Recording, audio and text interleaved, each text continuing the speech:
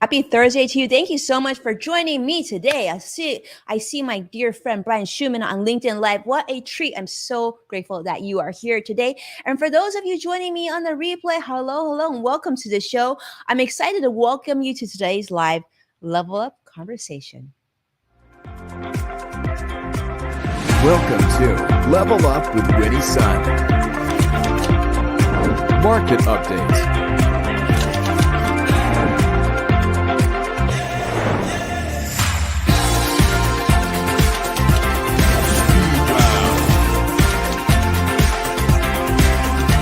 Award-winning financial pro. Get ready. I present to you Level Up with Winnie Sun. Happy Thursday to you. And if you're joining, today, I'm going to say, if you're joining me on the replay, I want to say a big hello. I really appreciate when you tune in, even after the show goes live. It makes it so special. But for those of you who are live, we do some really special community moments here. So I don't take that for granted. For those of you who are new to the show, hello, I'm Winnie Sun, your host, Forbes contributor, CNBC council member, and award-winning financial pro. Here to keep you on top of all things trending business news and what makes it so special. What makes our show different is that I'm actually going to be monitoring live comments throughout the show. So don't be shy. Come on in. Let us know how you're doing this week, where you're joining us from, and what's inspiring you today. We love to hear that. Today, I'm just going to tell you is a day I've been looking forward to for some time. In fact, you may have seen me tweet about it earlier today because I have a special guest. He's someone that I've been following his work and his company's work for a little bit here. I'm excited to share the technology and what he's doing with you. He's CEO and co-founder of Sterilray. And for those of you who follow his company already or have heard about this, it could be one of the coolest things I've seen in a very long time, and I'm hoping that you're going to feel the same way. Do not leave. I'm going to tell you, I'm going to encourage you, do not leave me today until the credits roll, because this is technology that you are going to want to know about. It's actually been around for quite a few years, but everyone I've spoken to about it recently has like, how come I've never heard of this? Well, that's why we're here. He started 2 technology startups already and in the golf industry, believe it or not. But this is a company you're going to want to learn about. And most importantly, you're going to wish that you had it at your house, at the office, where you work, every place that you go. Yeah, quite a tease. But let me tell you, it's all for real. Now, let's start with the market and let you know how it closed today. The Dow closed up almost 200 points at 198 points in the positive. The NASDAQ, unfortunately, not so positive, down 178 points, and the S&P 500 down 22 points as well. The Dow Jones Industrial Average did initially surge quite a bit and ended up in positive territory because, well, earlier today I had a call with a good friend of mine from CNBC talking about how the U.S. economy grew faster than expected. We'll take it. The U.S. GDP increased by over 2.6%. We're certainly happy to hear that. But unfortunately, there's still a lot of continuous concerns, but we're hoping this will help give way for reduced inflation. So much to see, much to see. The question, though, is, are we out of the woods yet? Is that the case? Some would suggest not. Unfortunately, we still have sky-high inflation, and the cost of goods is still much too high. For those of you who've been following the show some, you know that the cost of turkey for Thanksgiving this year is up over 70% this year. Crazy times. And there's also geopolitical risk coming from Russia and Ukraine. In fact, one of my clients said, I'm really worried. What if it's going to be World War III? And so I think that's something that many of us have been thinking about. Local businesses are also having to lay off many employees before the year end. That's unfortunately harsh reality. And it's typically layoff season at the end of the year. And we've seen that year after year. And yeah, let's not forget about that pandemic. Oh yeah, I think that's still here, right? Yeah, the pandemic. And of course, the future of long COVID. Something that we'll have to account for in the future. And so let's talk about that. How much longer can we afford another pandemic? And is there anything that we can do what we've learned, and how can we prepare for the future? In fact, the CDC, the Centers for Disease Control and Prevention, actually updated its mask guidance earlier this year to note that the disposable N95 or KN95 mask they said that those obviously offer the highest level of protection against virus. But of course, we know not a lot of us still enjoy wearing them. I don't know anybody that really loves wearing them. Some pharmacies even offer to provide them for free for some time, but it seems like that has gone away. I think that was via the US government. But let's face it, PPE is very expensive. In fact, in most cases, it's a $1 for a single disposable mask, $24 for a test kit for COVID is really just not economically sustainable for many households. And during the pandemic, the Shift Project study showed that 3/4 of workers surveyed said that it was very or somewhat difficult to already make ends meet. So, and 40% said that they even couldn't come up with $400 in an event of an emergency. So I think we would agree that something needs to give. We need to figure out alternative ways. We need to get smarter thinking, creative thinking on ways that we can start to plan not only for today's pandemic, but into the future for our children, our grandchildren, and then on and on and on, right? So, however, there is still some good news, of course. Things seem to be getting a little bit better, and there's things to be positive about. But this is also a good chance for us to reflect and figure out what else we can do. And so today's guest is my inspiration for this. Let me tell you, I'm so excited. Mike Olsen. Mike, how are you today? I'm great, Winnie. Thank you so much for having me, and thank you to your audience for listening in today. Well, Mike, it is such a treat to have you here. For those of my friends joining us, I want to say a big hello to Sadiq on YouTube Live. I'm seeing Vicky on Facebook Live. I'm seeing Brian Schumann on LinkedIn Live. I'm seeing Joshua CrossX Fighter on YouTube Live. Wow, so many of you joining us today. Definitely do me a favor. Send this show out to your friends and your community because this is a show you definitely don't want to miss. Now, Mike Olsen, who we told you earlier, CEO and co-founder of this incredible company, he's actually started 2 other technology startups in the golf industry. And Mike, am I hearing this right? You were a partner in a healthcare software company acquired by who? Ross Perot, actually, in the late 1990s. Myself and my partners had a software company that we actually became his first acquisition when he formed Perot Systems after having sold EDS to General Motors. So that was an exciting time in all of our lives. And Mr. Perot was quite a gentleman. That's what I can say. Well, and I think he had good company because you're quite a gentleman. So I've had a chance to get to know you a little bit, Mike, and I have been singing your praises ever since. So welcome so much to the show. Thank you so much for being here with us. Mike, I'm very excited to share with our friends here about your company. This is technology. For those of you who haven't heard about this technology, this is something sort of new to me. I've been doing a lot of research, of course, financial research, and doing financial research is really hard to not also take a look at health research and, of course, COVID information, because we want to prepare our clients and everybody who listens to us into the future. So we want to predict where things are going so that we can provide guidance on how we should best manage our finances as well. Now, the French used UVC technology in 1908 to help eradicate a very scary virus. And I would love, Mike, if you could talk a little bit about that. And then I want to segue over to getting to know you a little bit better. Sure, absolutely. Well, the French actually used a technology known as ultraviolet light to eradicate the tuberculosis virus in their water system. UVC has been around since the 1870s. It was actually discovered way back then. And then the French actually used it, as I said, to eradicate tuberculosis. And then here in the United States, we've been using UVC for eradicating all sorts of pathogens for a number of years, even putting it in the school systems in the 1940s. It's been a technology that has been known to be effective against not just viruses, but all sorts of pathogens, fungus, mold, you name it. But it does have some drawbacks. And so it operates in a very limited part of the UVC spectrum, and it's produced by lamps that contain mercury. It's not favorable for people to be around UVC while it's operating.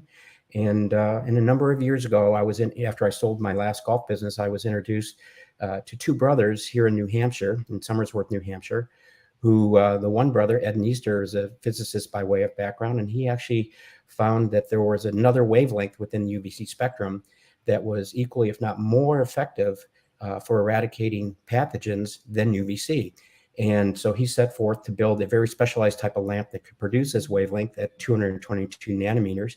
And when I was introduced to him at the time, this is going back about 14 years now, it was in its very, very early beginnings in terms of testing and so forth. And quite frankly, we didn't really know how powerful this technology could be. But at the end of the day, we did find that it was actually much more powerful than UVC in terms of actual deactivation of pathogens. But most importantly, it was safe for human exposure. And we know that because we used it on ourselves. We tested ourselves like many entrepreneurs and scientists will do. And we tested on ourselves, and then we went out for some other additional testing, and we worked with some major universities on the testing as well. And frankly, we were operating as a very, very small venture until the pandemic. And then all of a sudden, after 15 years, we became an overnight success, unfortunately, because of the pandemic. Yes. So, Mike, I had a chance to talk with you about this before, but I want to talk about also your journey too. How did you come to, your own entrepreneur journey? How did you come to going from golf and then healthcare and then this? Is it something? Are the skill sets the same, or have you learned anything different handling this completely different industry?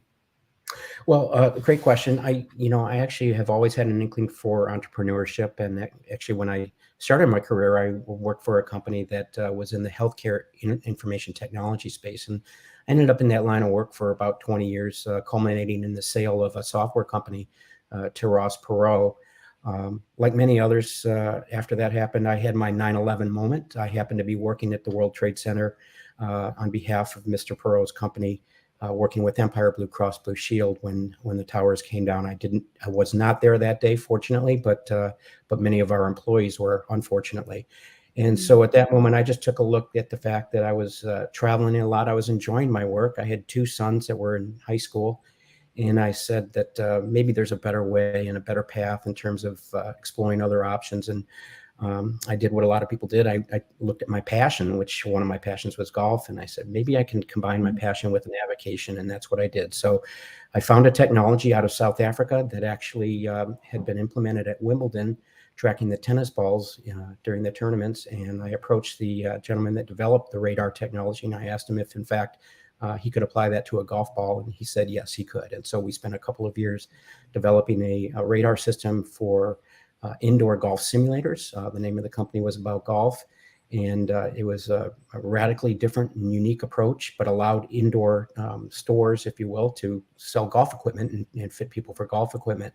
So we had a really nice run with that. And I ended up selling my portion of the company to my partners and found another technology in the golf industry that actually was developed by a German MD who had developed an ultrasound system for diagnosing what's called writer's cramp. And that is when you have the uncontrollable shakes. Musicians get it. Some baseball players get it throwing baseballs, and golfers get it too. It's known as the yips. And so what we did is we took that technology and we kind of changed the apparatus a little bit, and we put it on a golf putter, and we were able to track the motion of the putter in 3 dimensions and render that and identify characteristics of the putting stroke as well. And it was, again, avant-garde technology, just a different application of something that had already been used and developed. And we had tremendous success with that. It was that the name of that company was Science in Motion Sports. And so the Sam Putt Lab was used by many of the tour pros, including the greatest of them all. And we had a really nice run with the teaching instructors with that. And then my German MD partner ended up buying my portion of the company out as well after 6 years.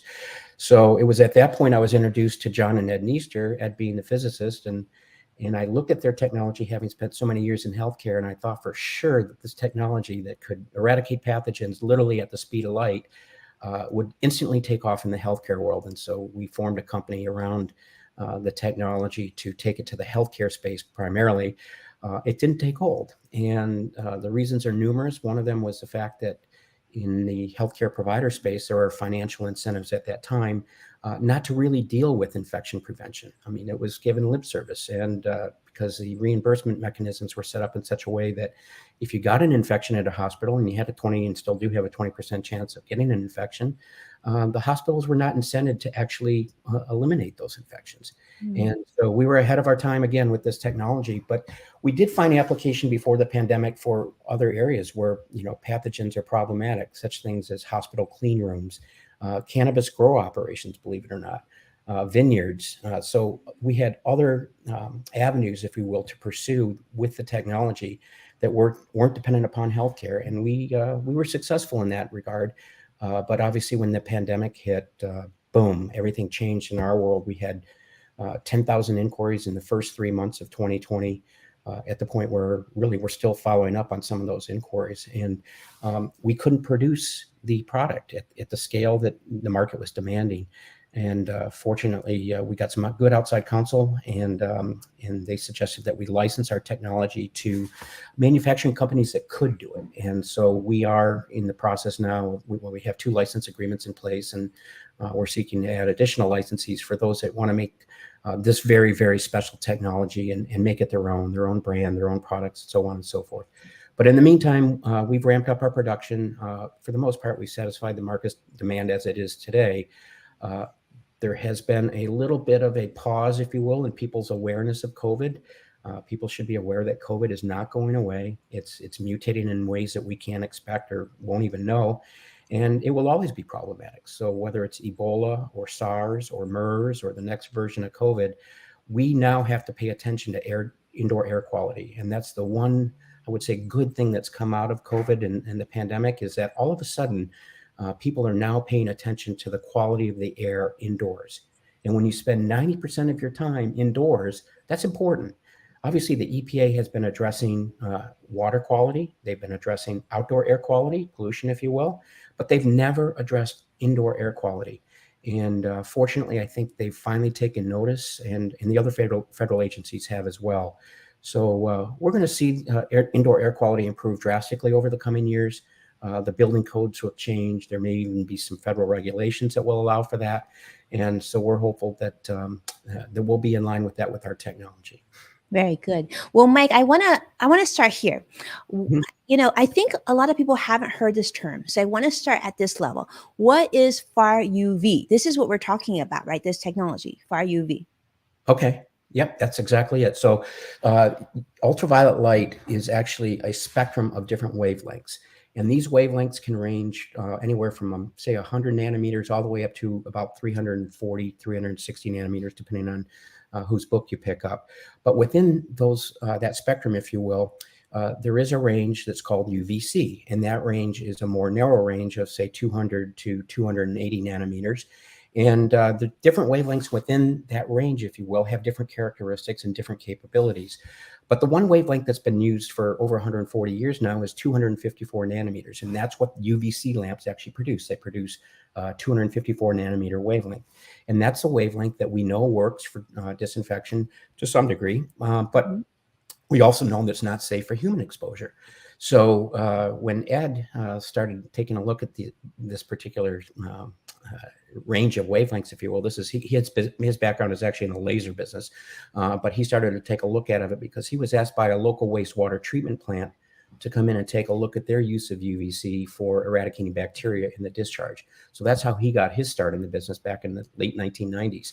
And so he took a look at this, and he came upon some research that was actually conducted at the University of New Hampshire back in 1934 that looked at all of the different wavelengths within the UVC spectrum. And he surmised at the time, and accurately actually, that there would be other wavelengths that could have equal or even more powerful germicidal capability, but maybe, just maybe, could be safe for human exposure. The problem was, how do you produce these wavelengths? The sun produces all of these wavelengths naturally, but the Earth's ozone layer absorbs them before they hit the Earth. And so where you can get a sunburn from UVA or UVB, you're not going to be exposed to UVC, generally speaking, because of the ozone layer. But he did find a particular type of lamp technology called an excimer lamp technology that could produce distinct wavelengths based on the gas mixtures at hand. And so he actually bought one of these lamps because they were very, very rare, but he bought one from actually Germany, and he brought it in, and then he began to explore, and he produced a wavelength at 207 nanometers first, and then he produced a wavelength at 222 nanometers. And that's how we arrived at the krypton chloride mixture, which is the wavelength that produces 222, or I'm sorry, the gas mixture that produces 222. And he started testing, and he started testing it on different types of pathogens, bacteria, mold, fungus, and even some viruses. And the research that he did in his barn here in New Hampshire led him to file for his first patent in 2005. And that patent was very unique in that it was an apparatus patent for a particular type of lamp, this excimer lamp, but it was also a utility patent. And the utility, which is really, really important here, is the utility to use this wavelength for disinfection. And so since that time, he's been granted 4 continuations on the original patent, an additional 4 patents here in the US, and approximately 10 patents worldwide. But they're all utility patents, and they all speak to using the wavelength for disinfection. So originally, the purpose was to disinfect the air in an HVAC system. And then the patent was expanded to disinfect not just the air, but surfaces, and then liquids. And then most recently this year in February of 2022, we were granted an additional patent for disinfecting human skin, human tissue, and animal tissue. And this, for us, shows unbelievable promise as it relates to wound care and all sorts of treatments. And while we know anecdotally that it can treat skin because we've been using it on our own employees on occasion, but at their request, obviously, but it has just tremendous and worldwide application for solving so many problems and improving the quality of life. But here we have the pandemic at hand. And so a lot of our focus over the last 2 years has been on air disinfection and to a lesser degree, surface disinfection, because we know that, you know, when you have a classroom full of kids and one of those kids has COVID and starts sneezing, that whole classroom is going to get infected within minutes or potentially within minutes. And so we really do have to address the issue of disinfecting the air as much as possible. So a lot of our products, if you go to our website, are going to be oriented towards air disinfection. Certain products are oriented towards, surface disinfection. Yeah, so we have a product that we call the Saber, which actually is used for surface, and there it is right there, is used for surface disinfection. It's light, it weighs 3 pounds. It produces a lot of photon energy. So you can literally hold this about 2 inches above a surface and deactivate COVID at about less than a half a second at a 2-inch height. Very, very powerful technology. But it also gets other pathogens too, whether it be C. diff or MRSA in a hospital setting, or other types of pathogens that may be problematic. Antibiotic resistant pathogens, if you will.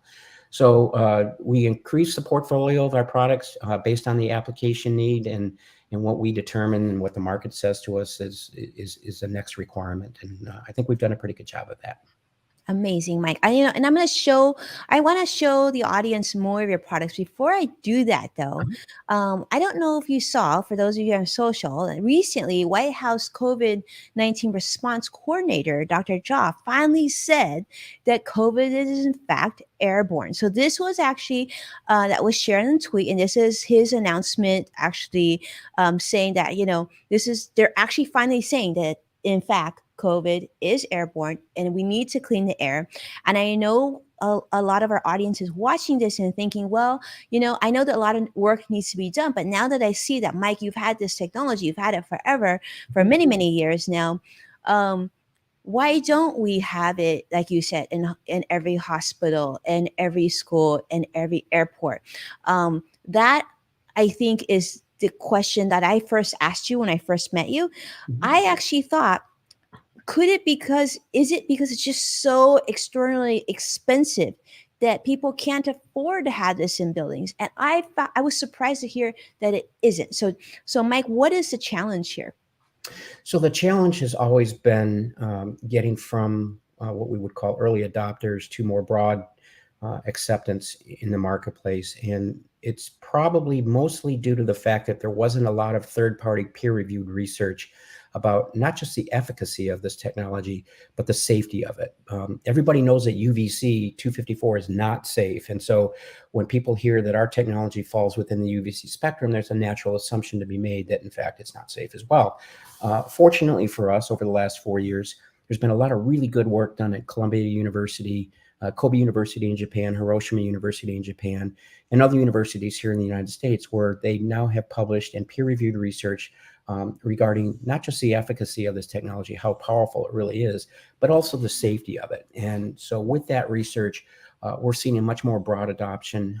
And again, as I said, COVID's not going away. And as people realize that we have to address air quality, I think they're going to turn to this technology more and more. But it's been slow. There's no doubt about it. Frankly, if it weren't for the pandemic, we probably wouldn't be anywhere close to where we are in terms of the progress, not just on our technology, but on the research as well. So now that the research is out there, I think you're going to see. I think you're going to see a lot more adoption. I love it. Now, I think what we want to do, let's go and show you some of the product, because I think it's really interesting to see. Because as you said, number one is safe on skin, right, on human skin. So, if you're talking, and then you and I have talked about having this in classrooms and high school gyms. I know I even read that Boeing is putting this technology in some planes right now, Mike.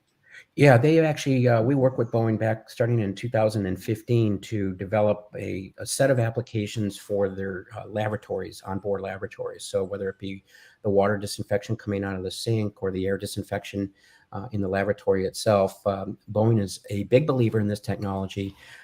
They've prototyped it in their, I don't know what the actual term is, but they have a large plane that they prototype all of their technologies.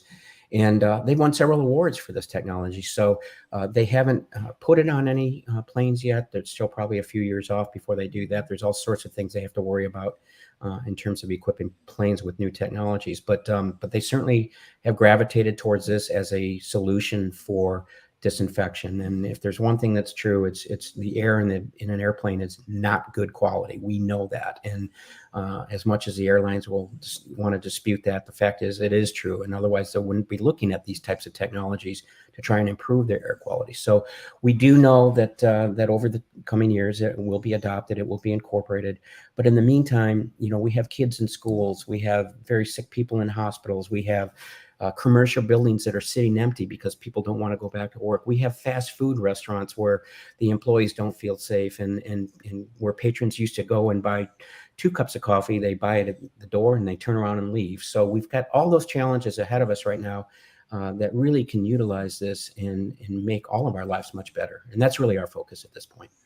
It is so important. And that's why I'm so grateful that you spent the time with me today, Mike. I think we need to get the word out about that this technology exists, right?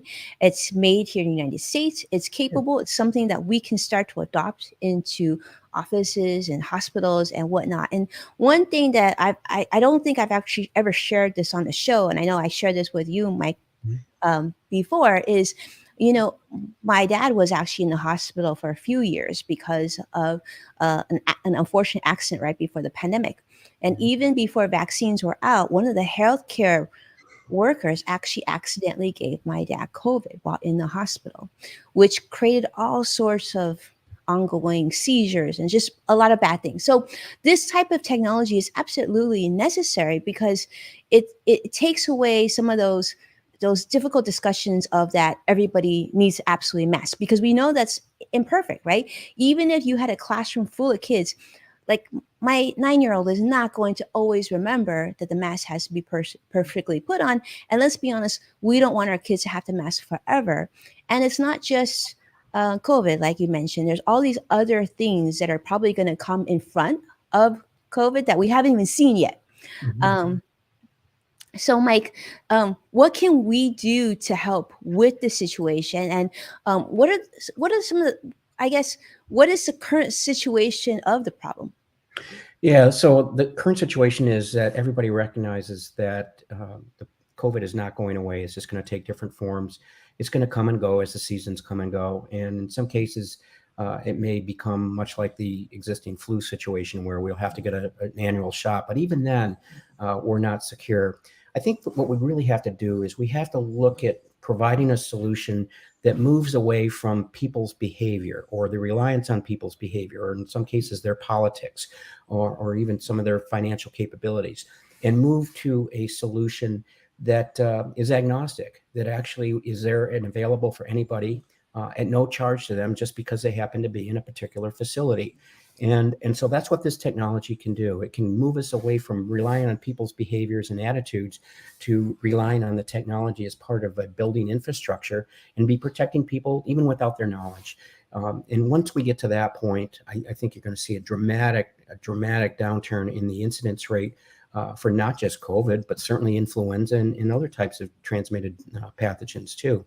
And let's not lose sight of the fact that the federal government does have their eye on this. In fact, when the pandemic hit, we thought for sure that they were going to turn our technology, because we hold all the patents and we've been doing it for many, many years, that they would swoop in on our little place in New Hampshire and turn us into the next Manhattan Project. We were actually concerned about that they would look at this technology. Instead, they elected to go a different route. They elected to fund the pharmaceutical companies for vaccinations, again, depending on people's behavior to get a shot.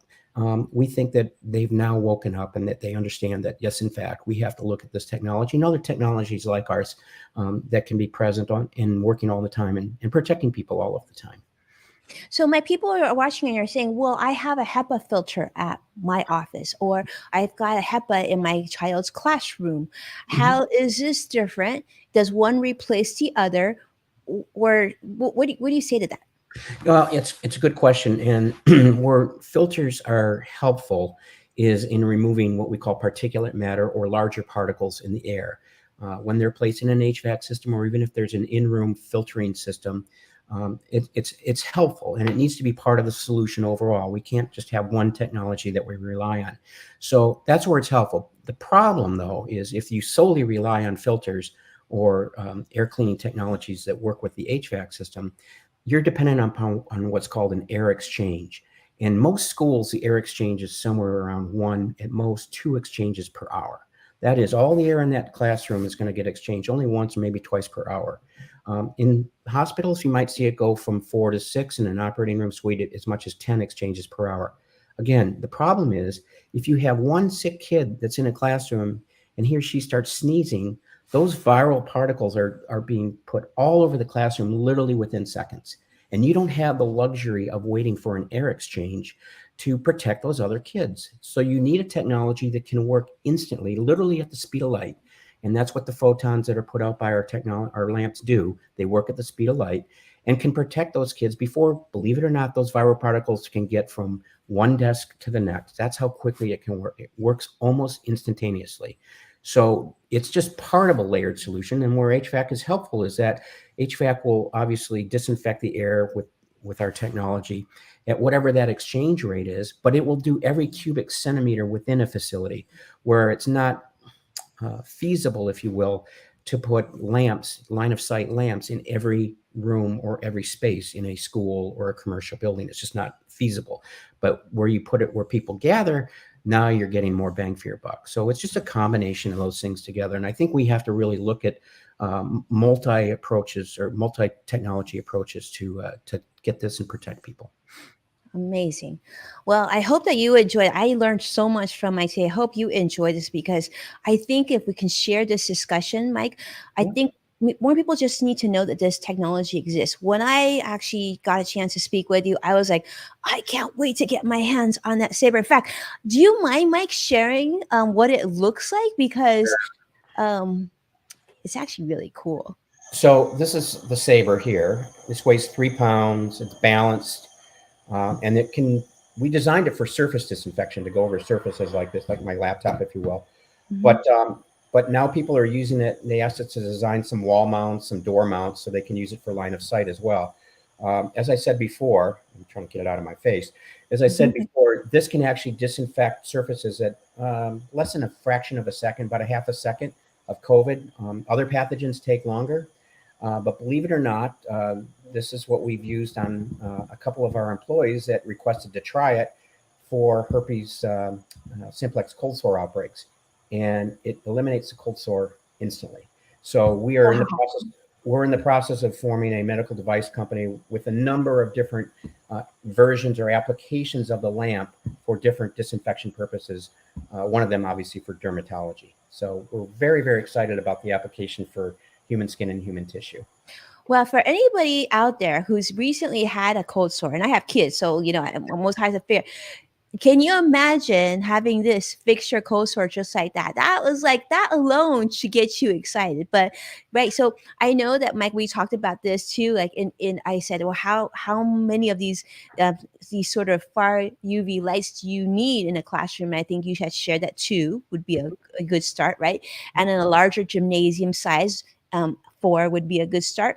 So this is something that is feasible. I think, Mike, is it okay if I share some of the numbers that you shared with me? Sure, please. Because I think it was really reasonable, because I think you shared like it was like $9 a day, right, for a classroom. For a So classroom, yeah. If we were to install this technology in your typical 700 or 800 square foot classroom, we would need 2 lamps, and we would finance over the course of, say, 3 years, and that would amount to about $9 per day per classroom, and it would provide for instantaneous speed of light disinfection of anything that's in the air, protect these kids, and the same applies for any other location, whether it be a cafeteria or a gymnasium or a hospital waiting room or ER room.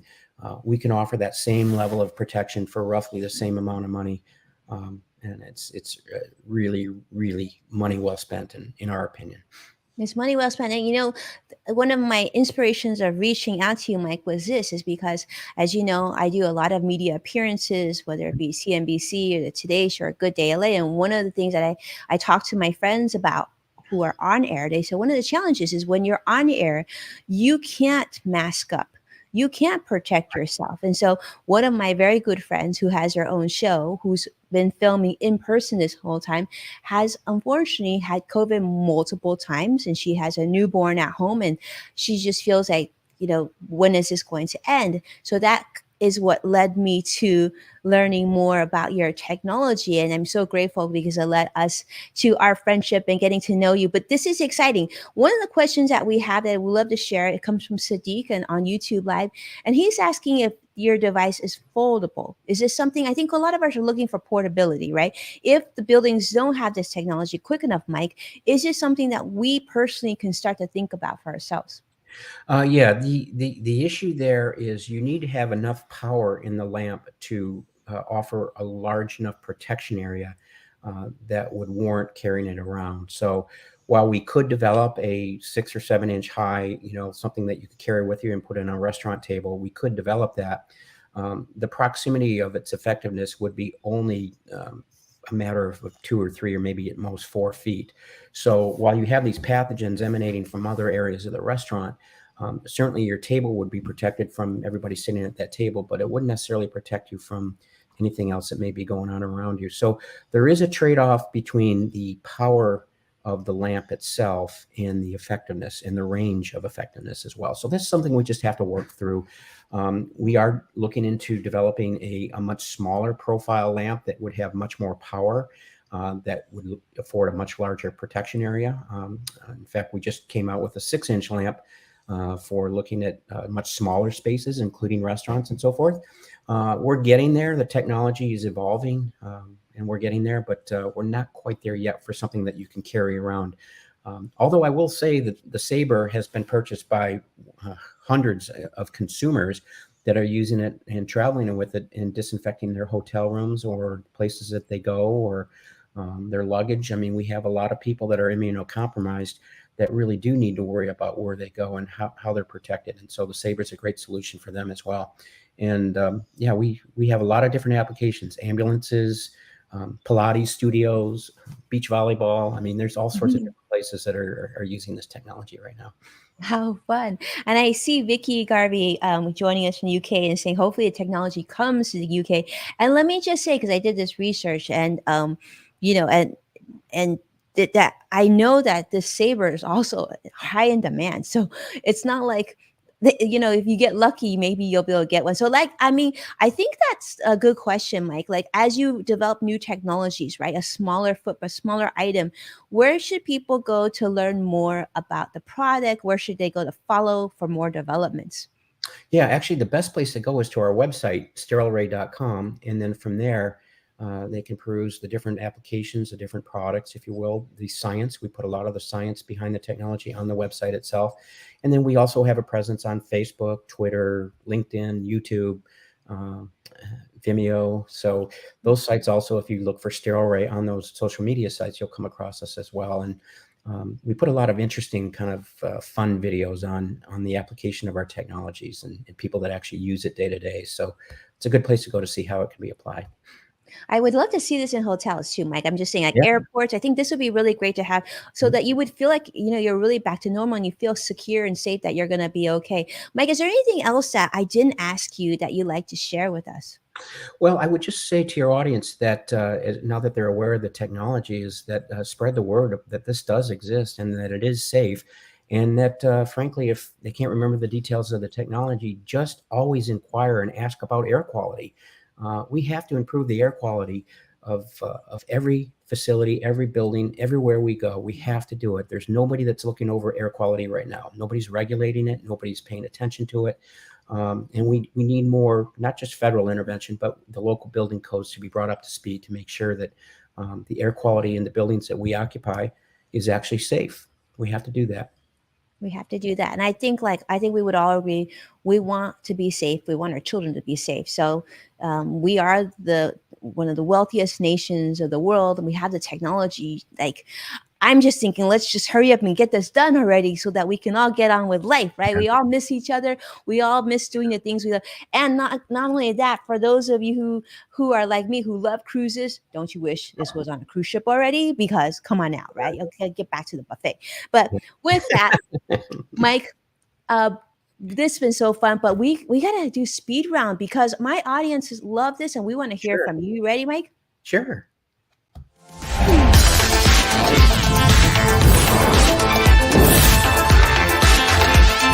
Speed round.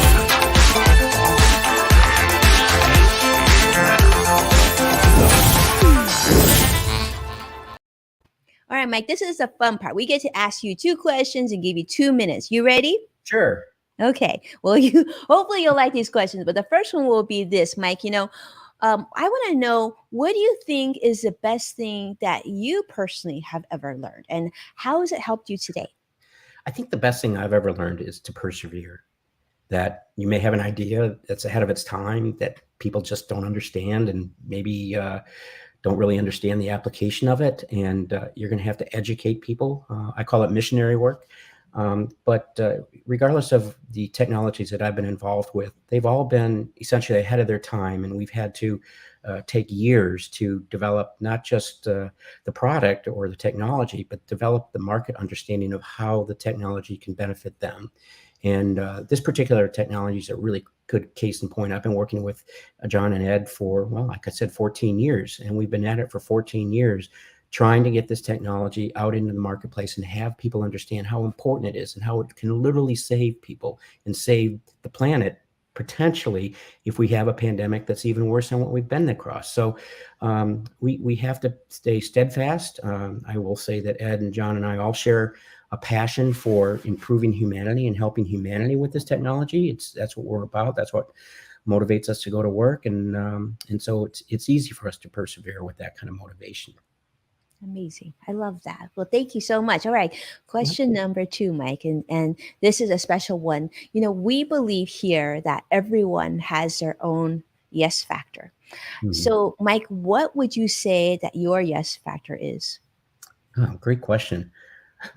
Boy, I would say that if I look back over the years, I have an ability that allows me to take a look at a technology and perhaps see the value of it for other applications.